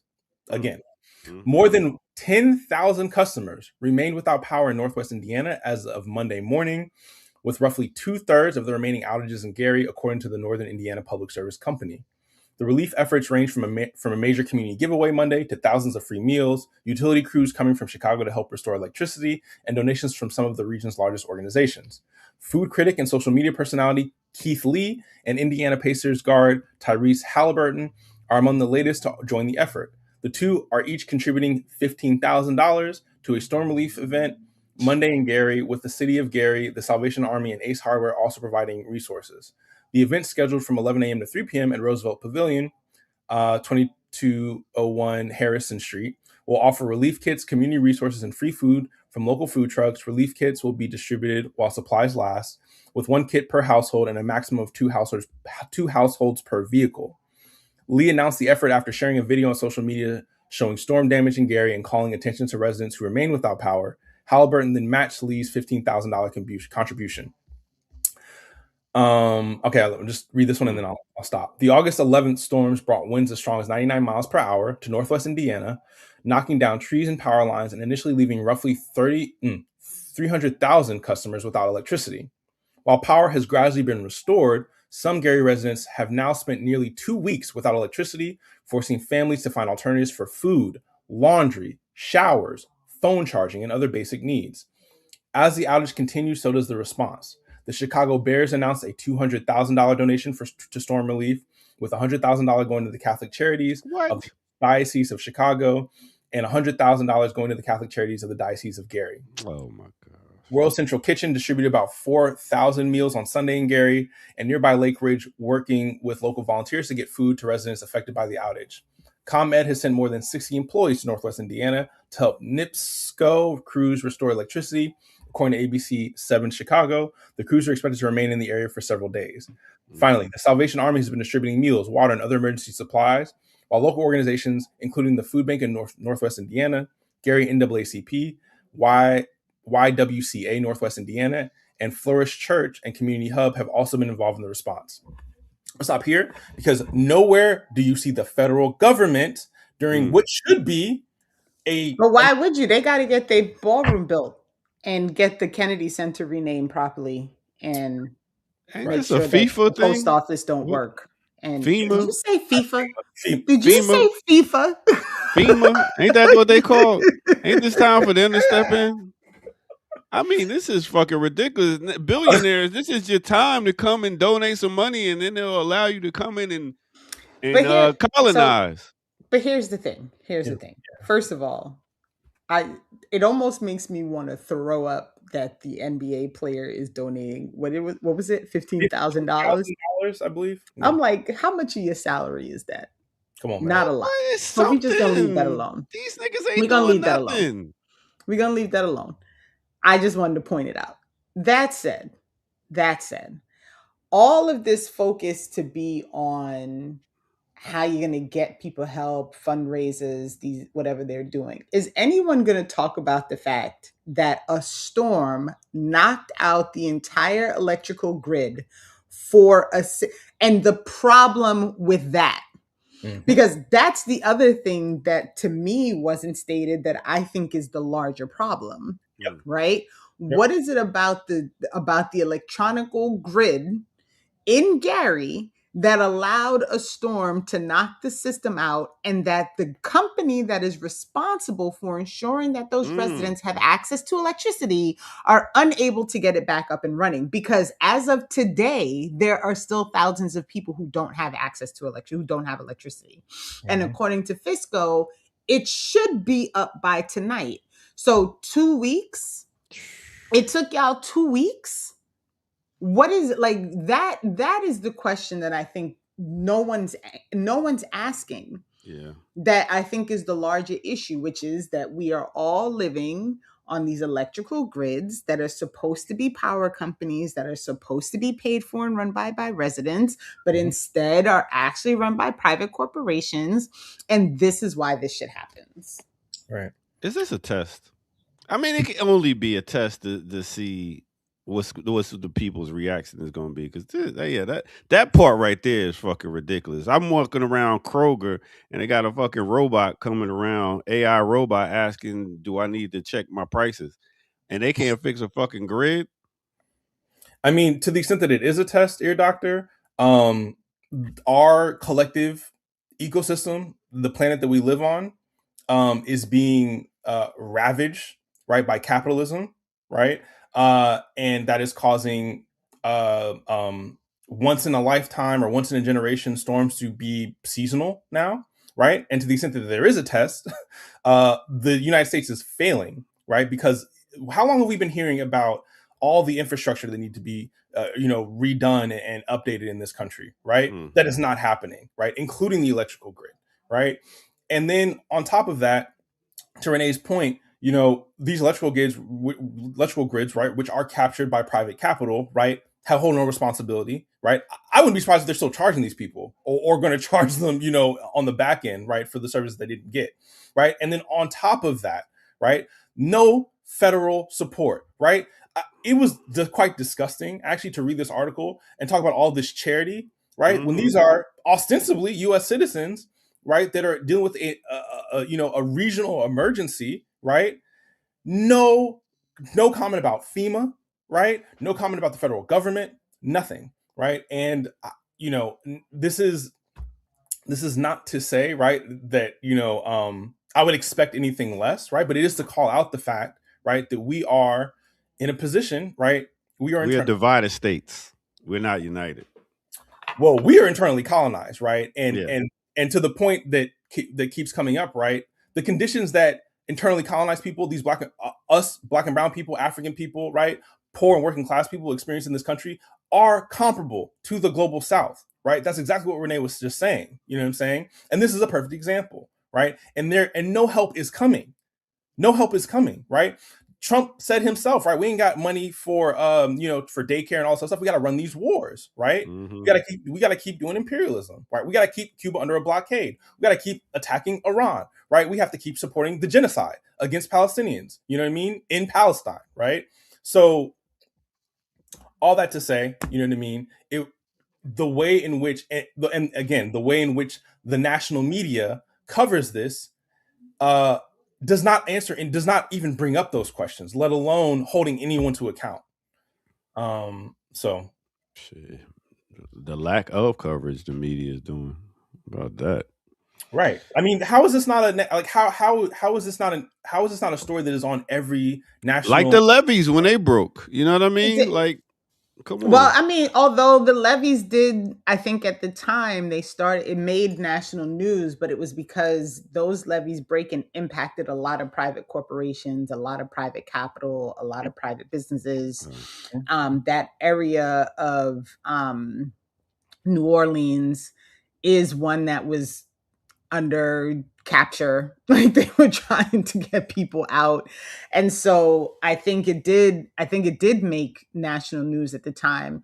And sometimes these things happen, and y'all know me in my tinfoil hat. Like I start thinking about Gary, Indiana, and the history of Gary, Indiana, and wondering, is there any part of this that is because Gary, Indiana has that history of Black radical tradition, right? For as much as, there's all kinds of stuff that goes with that. But the convention in Gary, Indiana holds a place in history for Black people. And so, my tinfoil hat always goes on with you say they treating them like Haiti, huh? They like, we remember y'all niggas. We remember y'all goddamn punished forever. Yeah. So all right. I know we're getting close to time. Do we want to? I want to be clear, right? This is not all good news, but maybe a brighter story to end on. You need me to pull it up? I'm about to here. You can give me 1 second, and then you can pull. Right. Hit that like button, subscribe if y'all new. This is the Remix Morning Show. That is Monty Now, Evan, Renee Johnston, and I am the Ear Doctor. Thank y'all for tuning in to the Remix Morning Show. All right, we ready to go? So, Sean Grayson, former Sangamon County deputy convicted in killing of Sonia Massey, dies in prison, attorneys say. I'm going to have a point, but I'll I'm sniffing too. I can't do it. I can't look at the chat. I'm sorry. Sean Grayson, the former Sangamon County Sheriff deputy convicted of murdering. We're not going to watch this actually. Sangamon County Sheriff's deputy convicted of murdering Sonia Massey in her home in 2024 died on Sunday. Attorney Daniel L. Fultz, who served as Grayson's attorney, confirmed the news on Sunday. The Illinois Department of Corrections on Monday confirmed Grayson died while being held at a facility outside of Illinois, but did not provide further details. Grayson, 32, had been battling stage 4 colon cancer, for which he was undergoing treatment. Grayson was found guilty last October of second-degree murder for the shooting of Sonia Massey and was serving a 20-year sentence in the Illinois Department of Corrections, which was to be followed by 2 years of mandatory supervised release. For what it's worth, convicted of second-degree murder and supposedly and would have been serving less time than Carmela Anthony. Just to be clear, that just occurred to me. But last month, the Illinois Prisoner Review Board rejected Grayson's medical release request and ordered him to remain in prison, despite the application citing advanced colon cancer. Ben Crump and Antonio Ramanucci, the attorneys for Massey's family, responded to Grayson's death in a statement saying, in part, Grayson's death in custody from cancer does not bring Sonia back. It does not. We wish his family prayers of peace, as we do for all who grieve a loved one. Sonia's family knows that pain all too well and will grieve her loss the rest of their days. We're going to stop there. Yeah. And I want to be clear, right? No tears shed for this racist pig, right, who killed Sonia Massey at all. But I do want to take a moment, right, to touch on the fact, right, that what this illustrates is the horrible conditions in these U.S. Dungeons, right, that mostly disproportionately black and brown and colonized people and poor and working class people are affected by, right? And let's not forget, it is Black August. Let's not forget all the political prisoners, like Mumia, right, who've been trying to get medical care, right, and can't get it because of the way that this system works, right? So, you know what I'm saying? Like, fuck Sean, right? Fuck that dude, right? But I do want to take that moment to highlight the fact, because people will celebrate this, right? People will be like, yeah, like, and rightfully so, right? But let's be clear that the conditions overwhelmingly that are being, like, these conditions are overwhelmingly affecting our people, right, who are locked behind these dungeons. And I just don't want that to be lost, right? Because I feel like that is how people would often read it. Was I wrong about this thumbnail right here? I'm just saying. Karma's a motherfucker. I'm glad you brought up Mumia. I'm glad you brought, and we don't got enough time. We got enough time. So, but like his organs are like shutting down one by one. Like he's blind. Like he's functionally blind, right? And so like we gotta like remember that part, right? Like this is what prison does to people. And while we don't really care about that man, at all, that pig at all, like we still gotta put that in context of like, this is what prison does to people, right? Exactly. And we have people we should actually care about in there, that we should care that this is happening to, and it's not. And the way people have been acting about Mumia recently, I don't I don't like that. I don't like the way people have been acting about Mumia recently because of a letter about Iran. Well, he said he didn't sign it, so. Yeah, exactly. What? And he didn't sign it. Like he didn't sign it. Why was his name on the letter? I'm sorry, y'all. Because there are multiple people who have said like, I didn't sign this letter. So and the name was on the letter? Yeah, there's a lot happening. Y'all two millennials and Jared and Jay are going to be talking about this at 10 o'clock. They're going to walk through it. So there's a lot happening. What'll happen is that they'll put, like, if someone just kind of sort of agrees with the base, like an idea that's presented to them, they'll put their name down, right? Some of them, I mean, mind you, some of these people I don't believe, right? But I do know that like academics and some of these like higher up intellectuals are very sloppy. And this is exposing how sloppy they are, because they do that kind of shit a lot. They put their name on stuff that they haven't read, right? They'll co-sign books that they haven't. Those little blurbs. Those are people who haven't read the book, right? Like a lot of them are, not all of them. Don't be mad at me, y'all. But like that's the kind of stuff that they do. So it's like, I do believe at least most of the people, because it's been probably like 4 people, like, or something like that. I believe that generally is true, that they either didn't see the final copy or they just went off of what somebody was saying or whatever else have you. By the way, none of them are saying who spearheaded this project, by the way. So that'll happen, right? And so that is like, they took that to the extreme with Mumia, because it's like, and that's not the first time people have tried to like ascribe something to him that he had nothing to do with. So like, it's real crazy, real disrespectful. People need to get slapped, right? Just take it, especially, and then it helped because he wrote like a note like several weeks ago about Iran, right, and the Iran resistance, stuff like that. And so they had to start circulating that around and be like, this doesn't even align with what he said he felt 5 weeks ago. Like, so yeah, now it's come out that he didn't sign it. He didn't do that. Like, he doesn't support it. And that information is not circulating around. They still talk shit about him. The information about the fact that he did not agree to this is not circulating around. That's infuriating. I'm really, that's the first time hearing about it. And as Margaret Kimberly said, right, like these people lost varying degrees of credibility. They didn't all have the same credibility going into that letter, but it is infuriating to know that you would use Mumia to like justify that nonsense letter. Yeah, that's Man. I'm I was surprised you're surprised by that, Evan. I, Like this is I shouldn't be. it's I shouldn't it's be. the Guardian. It's like we can't don't y'all stop expecting too much from these I'm just people. like it's more. You know what? I'm not surprised at the politics or like what they did. It's more just like it's crazy to me to lie so publicly and then for there to be somebody like there to be like I didn't do that. You know what I mean? Like it's so to make a lie that's so easily falsifiable. It just it's so flagrant, it's so fraudulent. But like yeah, I should not be surprised. Should not be surprised. But yeah, man. Yeah, I look forward to that show, and I do want to hear more about it. The Bull City Vanguard put up something that's really important. Well, important's probably the wrong word, but like notable is that they were calling, like when I say they were wilding, Absolutely, they were wild. Like if I was on my phone, like because I took a screenshot of that tweet, that one specifically, that crazy bitch. read it for the people. So I would show you guys, like people were like just like nasty about it. The Bull City Vanguard said they were calling Mumia an imperialist pig, which is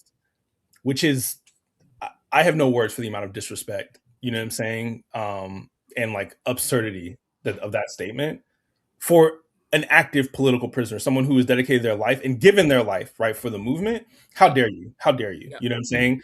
On a when you're tweeting, how dare you? That's I'm sorry. Like how like who the fuck do you think you are? I'm sorry about that. I'm sorry, but who do you think hot, you man. are? You get me hot at the last minutes of the thing. I'm about to. All right, so let's cool Evan down. Well, next year I'll be able to sit down with my brother who just did 21 years at Rollway, but he got locked up again, so we'll have to wait till next year. And get that interview. Evan, Wait, he's out now? No, he got locked back up. Oh, he got like that's unfortunate. Again after 21 years. I just can't with him. Anyway, what's this right here, Evan? Yeah, so we'll have our final session, our special Assad Shakur popular education sessions that we've been partnering. PAC has been partnering with MXGM on. We will have our final session this coming Wednesday. This session is entitled. This session is entitled "Manufacturing Consent: Youth Miseducation and the Politics of Mass Incarceration." So we will be talking the whole month. We've been focusing on revolutionary youth, right, and how important and fundamental they've been to the movement. But this particular session will be about how the media, how U.S. institutions, including schools and the educational system, manufacture consent for the criminalization of our youth, in particular our revolutionary youth. So please tune in virtually if you're not in the area, and please come in person if you can. And then also want to highlight this: PACA is working towards building a people's democracy at Southeast Community Town Hall, right? So that is scheduled for September the 27th. So we've been working to build our base in Southeast. And the goal of this is to bring people together for a people's assembly, right? To exert actual democracy where people will be able to discuss the programs that they need in their community.